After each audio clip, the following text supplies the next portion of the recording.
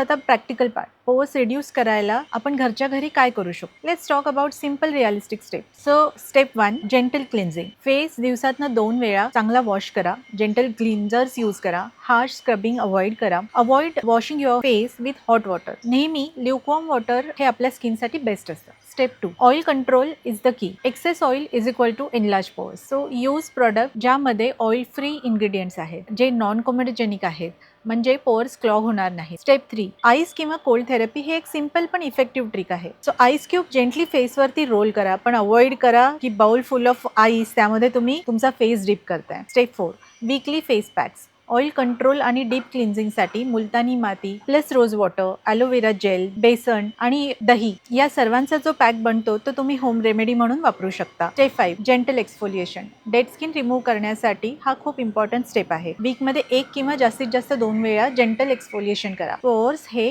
Cleaner, टाइटर आणि smoother दिसू शकतात. स्टेप 6, डेली सनस्क्रीन यूज करा. सन कोलॅजन डॅमेज करतो. कोलॅजन प्रोटेक्ट केला तर पोर्स लेस विजिबल दिसू शकतात.